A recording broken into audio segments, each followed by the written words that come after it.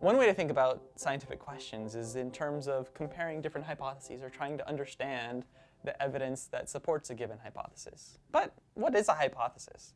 A really good hypothesis is a statement about an idea, right, that can be proven right or wrong.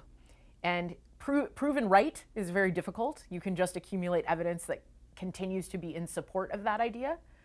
The stronger statement is when you can prove a hypothesis false. In that sense, the hallmark of a good hypothesis is that it is falsifiable. More or less every scientific question can be boiled down to comparing hypotheses. You can hypothesize that a phenomenon does occur or doesn't occur.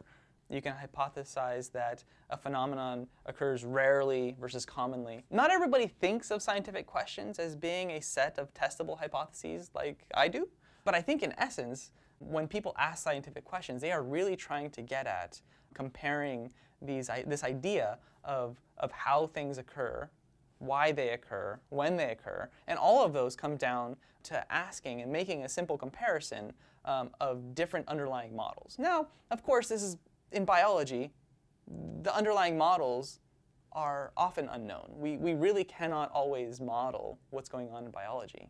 But nonetheless, I think as we start to understand the way biology works, as we understand more and more mechanisms of the essence of how biology operates, we realize that in the end, we are actually testing hypotheses whenever we're asking scientific questions within biology.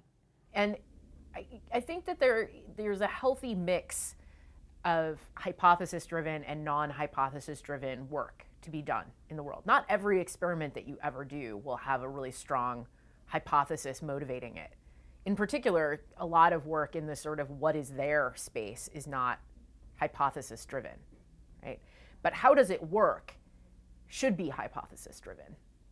I've learned a lot about how to create good hypotheses because I tend to like more philosophical questions that live in the what is there or why is it like that space.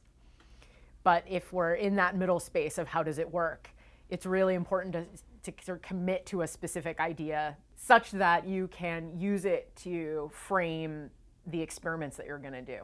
The essence of asking a scientific question, to me, is to try and refine a set of hypotheses that you're testing down to ones that are manageable, that are understandable, that are interpretable, and that are, of course, testable.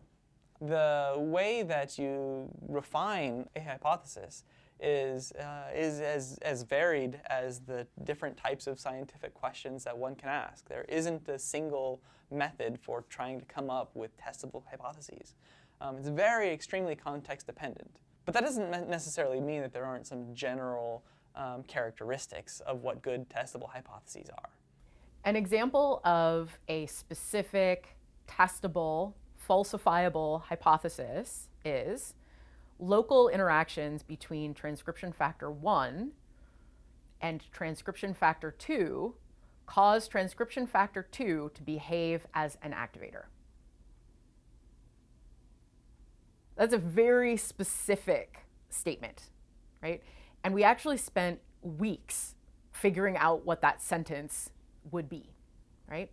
And there were parts of it that were important, right? Local interactions, right? So notice that we didn't say interactions between because that's too vague, right? So local interactions is what we meant. So they have to be bound near one another on the DNA. And we could have used even more language to make that sentence even fussier about what we meant. And local interactions between TF1 and TF2, right? Not all transcription factors, these two, cause TF2 to behave as an activator. And so that means, very specifically, if we mess with the local interactions, we should get TF1 no longer influencing the behavior of TF2, right, to behave as an activator. And so I think that that example shows a couple of important things. The first one is that a hypothesis can be vaguely stated, something like transcription factor interactions can influence the activity of the transcription factors, right? Like that's a very broad hypothesis, and it may or may not be true for every set of transcription factors and all of their behaviors, right? Thus, it's very hard to falsify. And the other thing is that the wording matters, right? And so it can be really helpful to write hypotheses in the context of your specific project because it forces you to be deliberate about your language and what parts of this hypothesis you can test and which parts you cannot, and how generalizable your conclusions will be. It forces you to be really honest about whether or not you're trying to leverage a single example into a general case, or if you're trying to analyze a very general case, say genome-wide, right?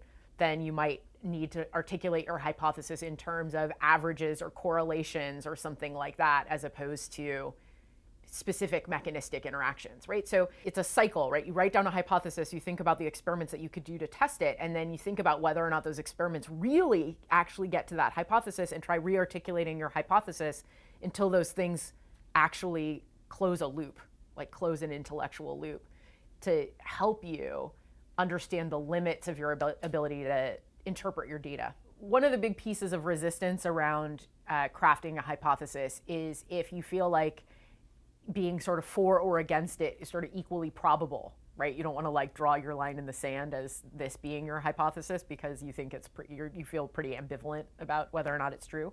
And there, it's really important to remember that it doesn't matter. It's a straw man, right? Like you're going to put something down such that you can test it, and realize that there are alternative or sort of reverse versions of your hypothesis that are equally valid and may become more valid after you do your experiments.